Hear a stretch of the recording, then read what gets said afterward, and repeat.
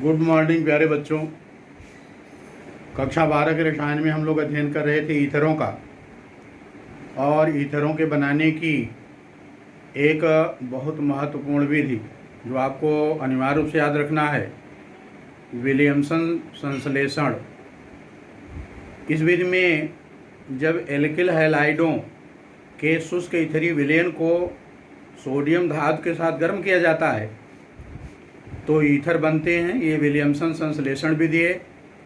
आपको याद होगा ReX+2Na ईथर गर्म बनेगा ROR प्लस NaX। प्यारे बच्चों, इसमें ध्यान रखना था कि इसकी कुछ सीमाएं हैं। सीमाएं ये हैं कि यदि प्राथमिक या 1 डिग्री एल्किल हैलाइड का प्रयोग करेंगे तब तो ईथर बनेगा। यदि 2 डिग्री एल्किल हैलाइड का प्रयोग करेंगे तो ईथर और एल्कीन का मिश्रण प्राप्त होगा। और यदि तृतीयक एल्किल हैलाइड या 3 डिग्री एल्किल हैलाइड का प्रयोग करेंगे तो केवल एल्कीन बनेंगे। यानी विलियमसन संश्लेषण में एल्किल हैलाइड प्राथमिक होना चाहिए, और इस विधि द्वारा एल्किल एरिल हैलाइड भी बनाए जा सकते हैं। बड़ी आसानी से बनते हैं, लेकिन इसमें सोडियम या पोटेशियम फेनॉक्साइड का प्रयोग किया जाता है, और एल्किल हैलाइड से जब क्रिया कराते हैं तब एरोमेटिक ईथर भी बनते हैं। एक अक्रिया आई थी एल्किल हैलाइडों से ईथर बनाने की। इनकी क्रिया सिल्वर ऑक्साइड से करा दें।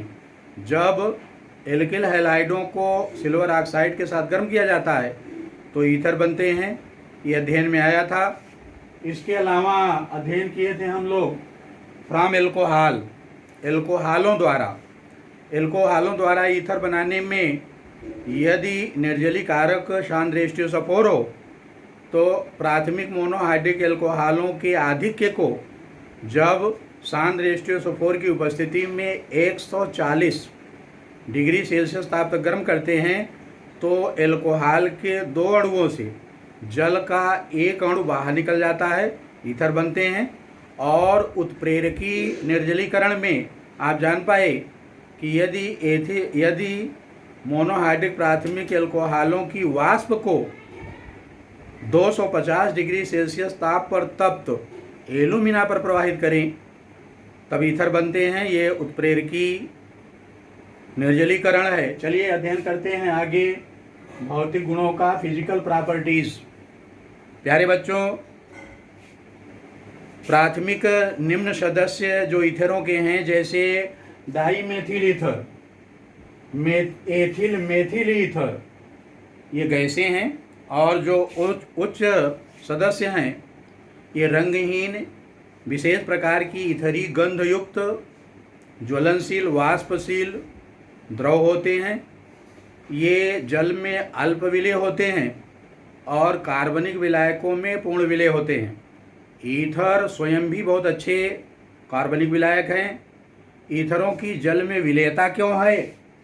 क्योंकि ये ईथर है, देख लें, ये ईथर का 1 अणु है और ये मध्य में जल का अणु HOH, और ये ईथर का दूसरा अणु। और आप देख रहे हैं कि ये हाइड्रोजन बंधन बन रहा है ईथर और जल अणुओं के मध्य। तो इंटरमॉलिक्यूलर H बॉन्डिंग के कारण, जल अणुओं के साथ हाइड्रोजन बंधन बना लेने के कारण ईथरों के निम्न सदस्य जल में विलेय हैं। जैसे डाई एथिल ईथर जल में अल्प विलेय है, जबकि डाई मेथिल ईथर जल में पूर्ण विलेय है। उच्च जो सदस्य हैं इनकी विलेयता इसलिए घटती जाती है कि जैसे जैसे आर का आकार बढ़ता जाता है, इनकी जल विरोधी प्रवृत्ति बढ़ती जाती है और उच्च सदस्य जल में अविलेय होते जाते हैं। अगर संरचना देखें तो इसमें ऑक्सीजन पर sp3 संकरण पाया जाता है। ईथरों की संरचना कोणीय होती है और बंध कोण 110 डिग्री सेल्सियस रहता है। चलिए बॉइलिंग पॉइंट की अगर तुलना करें तो ईथरों का क्वथनांक संगत एल्कोहलों की तुलना में बहुत कम रहता है, क्योंकि ईथरों में इंटरमालिकुलर एच बॉन्डिंग नहीं पाई जाती, जिसके कारण इसके अणु परस्पर संगुणित नहीं रहते, जबकि एल्कोहलों में इंटरमालिकुलर एच बॉन्डिंग के कारण एल्कोहल अणु संगुणित रहते हैं और एल्कोहलों का क्वथनांक संगत ईथरों की तुलना में अधिक रहता है। चलिए अब केमिकल प्रॉपर्टीज, रासायनिक गुण का अध्ययन करते हैं। ईथर के रासायनिक गुण की अभिक्रियाओं को कई वर्गों में बांटा गया है। पहले हम लोग देखते हैं उन अभिक्रियाओं को जिनमें एल्किल मूलक भाग लेता है। रिएक्शंस ऑफ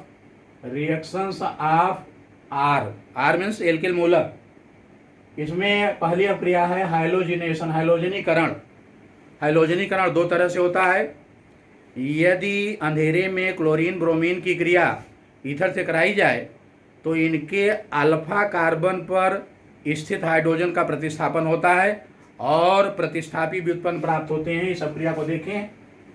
CH3CH2O CH2CH3 जो ऑक्सीजन से जुड़ा कार्बन है ये अल्फा है और इसके बाद वाला बीटा है, इधर अल्फा बीटा। तो जब अंधेरे में क्लोरीन से क्रिया कराई गई तो अल्फा कार्बन से जुड़ा एक हाइड्रोजन क्लोरीन द्वारा प्रतिस्थापित हुआ, CH3CH Cl। पहले CH2 था, अब CH Cl और यही स्थिति इधर भी है, ClCH3, यानी alpha alpha dichloro diethyl ether बनेगा।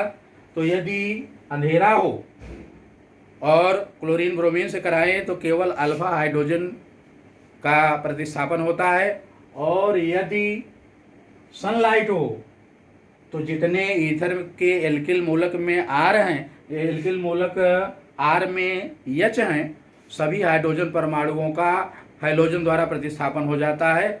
देख लें CH3CH2O CH2CH3 ये है डाई एथिल ईथर, और जब क्लोरीन से क्रिया कराई गई सूर्य के प्रकाश में तो जितने हाइड्रोजन परमाणु थे वो सब के सब क्लोरीन द्वारा प्रतिस्थापित हो गए, बना CCl3 CCl2O CCl2 CCl3, और इसको कहते हैं पर क्लोरो डाइएथिल